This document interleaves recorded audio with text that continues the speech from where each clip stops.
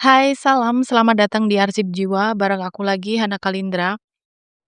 Kali ini kita akan bahas konsep yang aku yakin teman-teman mesti pernah mengalaminya, entah sering ataupun mungkin sesekali gitu ya.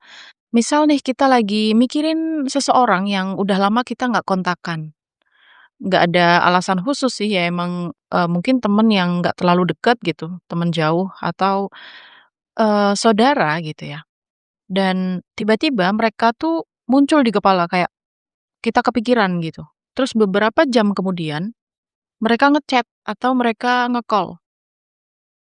Misalnya kamu lagi, penasaran nih sama satu hal ya, atau, kamu lagi pengen tahu banget sampai kamu pikirin gitu. Tapi kamu nggak nanya nih ke siapapun ya, kamu simpen aja pertanyaan itu sendiri. Terus waktu kamu buka HP gitu mau lihat, scroll sosmed lah, Instagram atau TikTok. Nah, konten pertama yang kamu lihat itu seolah menjawab apa yang lagi kamu tanyakan. Terus kamu mungkin nyebutnya, "Oh, ini kebetulan." Kadang kita mengalami hal-hal kayak gitu tuh mungkin sering, tapi kita belum bisa atau kita belum tahu apa sih namanya dari kejadian itu gitu ya. Nah, di sini kita akan bahas karena Carl Jung itu punya kata untuk itu. Dia menyebutnya sebagai sinkronisitas. Dan dia menghabiskan sebagian besar hidupnya yang paling intens untuk memahami kenapa pengalaman kayak gitu itu bukan sekedar kebetulan statistik. Dan di episode ini kita nggak akan cuma memahaminya secara intelektual gitu ya, tapi juga belajar membacanya. Dan ini juga sama pentingnya nih ya, gimana belajar supaya nggak terjebak di dalam konsep ini. Kita mulai ya, sebenarnya apa sih yang dimaksud dengan sinkronisitas? Jung pertama kali memperkenalkan konsep ini itu secara formal dalam sebuah esai yang diterbitkan tahun 1952 bersama fisikawan Wolfgang Pauli. Jadi dia ini temennya Jung ya. Wolfgang Pauli ini pemenang Nobel Fisika yang juga tertarik banget sama dimensi psikologis nih dari POV fisika kuantum. Pertemuan antara psikolog dan fisikawan ini itu juga bukan kebetulan ya, karena sinkronisitas sendiri itu kan konsep yang berada di apa ya, di persimpangan antara dunia batin dan juga dunia fisik. Nah, kemudian definisi Jung itu sangat spesifik tentang ini. Jadi sinkronisitas itu adalah kebetulan yang bermakna, sebuah kesamaan antara peristiwa psikis dalam diri seseorang dan peristiwa fisik di luar dirinya yang gak ada hubungan sebab akibat gitu secara logis, tapi punya makna yang sangat signifikan bagi orang yang mengalaminya. Jadi kata kuncinya tuh akausal ya, tidak ada sebab akibat. Kalau kausal kan sebab akibat, nah ini akausal. Yang satu tidak menyebabkan yang lain gitu, tapi keduanya itu terjadi bersamaan dengan cara yang terlalu tepat gitu untuk bisa diabaikan. Ini tuh beda dengan kausalitas biasa. Kalau kausalitas biasa itu kan kerjanya kayak misalnya aku ngelempar batu ya kan, batu kena kaca, kacanya pecah. Nah, di situ ada rantai sebab akibat yang jelas nih. Tapi kalau dalam sinkronisitas, nggak ada rantai kayak gitu. Jadi pikiran kita tentang, orang yang lagi kita pikirkan nih ya kan, itu sebenarnya nggak bikin mereka itu jadi ngubungin kita, enggak. Dan atau misalnya pertanyaan kamu dalam hati gitu, atau pertanyaan yang kamu simpan sendiri itu nggak menyebabkan tiba-tiba buku itu, terbuka di halaman yang tepat gitu untuk jawaban dari pertanyaan kamu, nggak juga gitu. Tapi kedua hal ini, kedua realita ini tuh terjadi bersamaan dan itu terhubung melalui makna ya, bukan melalui mekanisme fisik. Jung mengusulkan bahwa ini terjadi karena ada lapisan realitas yang bekerja di luar hukum sebab akibat linier yang biasa kita gunakan buat memahami dunia. Lapisan di mana yang psikis dan yang fisik itu belum sepenuhnya terpisah gitu. Jadi di mana batas antara dalam diri dan di luar diri itu lebih permeable dari yang kita bayangkan. Jadi kalau orang mungkin baru apa ya, mengenal sinkronisitas ya, mungkin akan kepikiran tentang pertanyaan ini, apakah semua orang tuh mengalami sinkronisitas atau cuma orang-orang tertentu? Ya, jawabannya kompleks ya, dan menurutku sangat penting untuk dipahami dengan benar gitu. Jadi sebenarnya sinkronisitas ini bisa terjadi sama siapapun, karena dia kan terhubung dengan ketidaksadaran kolektif ya. alias lapisan bawah sadar yang dalam pandangan Jung itu dimiliki oleh seluruh umat manusia ya, bukan cuma individu-individu tertentu. Nah, dengan kata lain, kapasitas untuk mengalami sinkronisitas itu bukan kayak privilege gitu loh, bukan kayak privilege spiritual yang cuma dimiliki orang-orang tertentu, ya. Tapi di sini ada perbedaan besar ya, antara mengalami sinkronisitas dan menyadari bahwa itulah yang sedang terjadi. Nah, ini beda. Jung mengamati bahwa sinkronisitas itu paling sering disadari dalam 3 kondisi tertentu. Nah, kondisi yang pertama itu adalah tekanan psikologis yang tinggi. Nah, itu kayak momen-momen transisi besar nih, misalnya kehilangan ya, perpisahan, keputusan besar yang nggak bisa dihindari, atau lagi krisis nih, dalam masa-masa krisis. Nah, dalam kondisi kayak gini, ego atau bagian diri kita yang biasanya, mengontrol gitu ya, itu melemah, ya kan? Dan ketika ego itu melemah, maka lapisan yang lebih dalam dari psyche kita itu mulai lebih mudah nih buat berkomunikasi. Makanya sinkronisitas jadi lebih sering terlihat gitu. Aku dengar ini dari berbagai POV juga bisa ya. Jadi ini kalau secara, psikologisnya sinkronisitas itu adalah pesan dari higher self. Tapi kalau misalnya, dari POV spiritual itu biasanya lebih dianggap ke kayak, konfirmasi gitu dari semesta, dari sumber yang lebih tinggi. Nah, kemudian kondisi yang kedua itu adalah jalan individuasi yang serius. Kalau dalam bahasa Jung, individuasi itu kan proses menjadi diri yang utuh ya. Jadi proses ini membutuhkan kesediaan untuk melihat ke dalam diri dengan jujur ya, mengintegrasikan shadow, dan hidup dari tempat yang lebih dalam gitu, dari sekedar cuma topeng-topeng sosial. Nah, orang yang sedang serius nih menempuh jalan ini, itu biasanya akan cenderung lebih sering mengalami sinkronisitas yang bermakna. Karena mereka jadi lebih terbuka nih dan lebih terlatih. Ketika orang itu ada di proses individuasi, dia juga belajar, latihan menangkap pola. Makanya jadi lebih peka nih terhadap sinkronisitas-sinkronisitas kayak gini. Kemudian kondisi yang ketiga itu adalah keheningan internal yang cukup. Jadi sinkronisitas tuh nggak drama ya. Dia datang tuh tiba-tiba dan bisa jadi kayak dalam hal yang sebenarnya simple dan itu mungkin cuma cepet gitu, kayak glitch aja gitu. Misalnya kayak nomor yang muncul di papan reklame atau nama yang sama gitu di flyer iklan misal. Bisa juga lagu yang di-play di toko waktu kamu butuh diingatkan untuk sesuatu. Nah, kalau pikiran kita itu terlalu penuh dengan kebisingan, misalnya kita lagi, apa ya, lagi enggak mindful gitu, banyak notif ya di kepala, banyak kekhawatiran, atau mungkin ada banyak to do list gitu yang nggak habis-habis. Nah, pesan-pesan halus itu jadi akan lebih gampang terlewat gitu, tanpa sempat dimaknai. Nah, ini artinya kemampuan untuk menangkap sinkronisitas itu sebenarnya bukan bakat yang mistis-mistis gitu loh. Tapi ini adalah kapasitas yang bisa dikembangkan dengan cara misalnya melatih keheningan, melatih perhatian dan hadir gitu untuk di sini dan sekarang. Melatih kesediaan untuk hidup dengan pertanyaan terbuka daripada selalu membutuhkan jawaban yang cepat dan logis. Nah, terus gimana sih cara notice, simbol-simbol sinkronisitas? Yang pertama, kita itu perlu, ngelihat konteks psikis saat itu ya.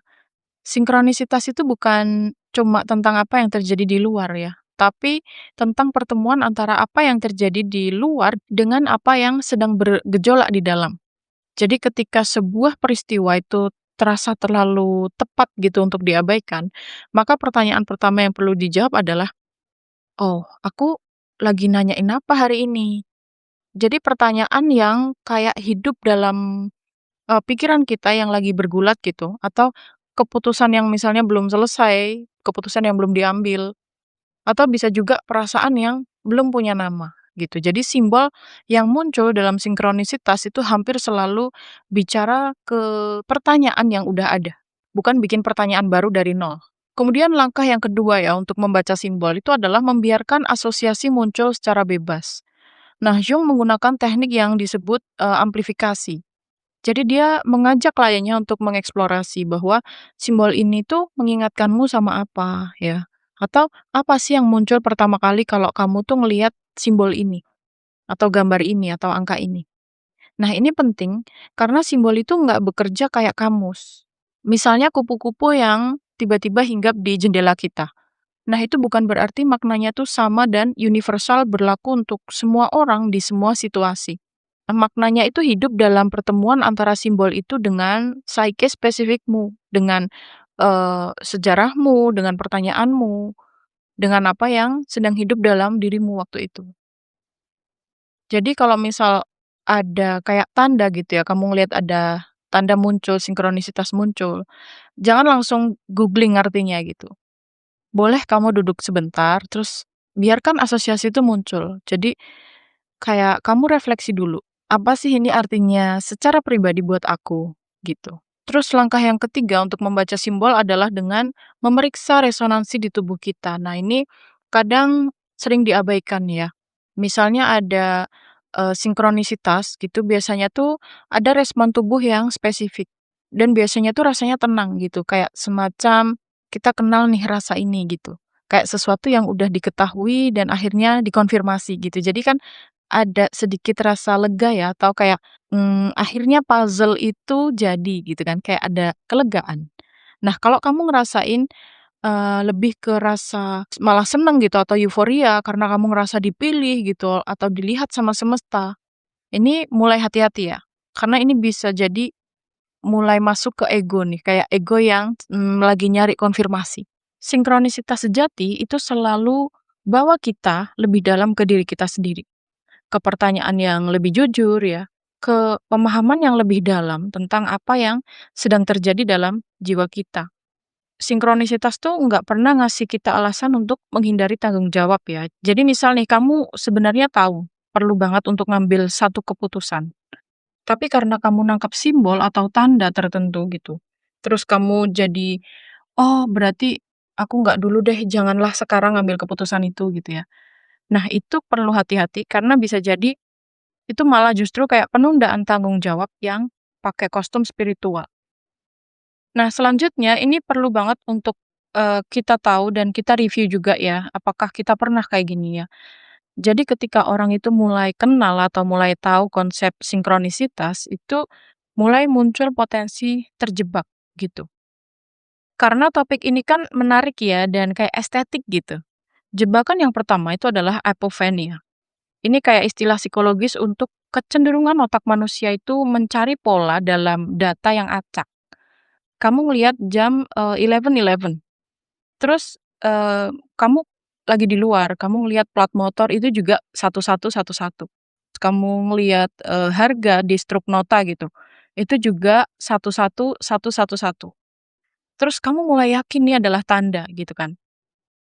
Tapi kenyataannya kamu bisa aja sebenarnya ngelihat jam atau ngelihat, plat-plat nomor di jalan itu puluhan kali sehari, tapi kamu nggak memperhatikan 90% dari waktu-waktu itu. Jadi otak itu cuma mencatat yang sesuai dengan pola yang dicari. Jadi sebenarnya kamu, sering ngelihat plat, tapi ketika itu bukan angel number terus kamu, eee, nggak ingat gitu. Nah, ini bukan berarti semua pengalaman sinkronisitas itu adalah apophenia ya, tapi ini adalah pengingat yang penting bahwa enggak semua kebetulan itu bermakna. Dan kemampuan untuk membedakannya itu tanda kedewasaan spiritual ya, bukan kurangnya kepekaan. Kemudian jebakan yang kedua itu adalah ketergantungan sama tanda. Nah, ini yang paling berbahaya ya secara praktis, karena ada orang yang mulai mengorganisir hidupnya sepenuhnya itu berdasarkan tanda-tanda. Atau jadi nggak mau bikin keputusan sebelum ada konfirmasi dari semesta. Nggak mau memulai sesuatu sebelum dapat angka kembar misalnya. Atau nggak mau melepaskan hubungan toksik yang udah jelas nggak sehat. Tapi karena masih nunggu sinkronisitas ya, masih nunggu tanda-tanda gitu. Padahal sebenarnya udah waktunya.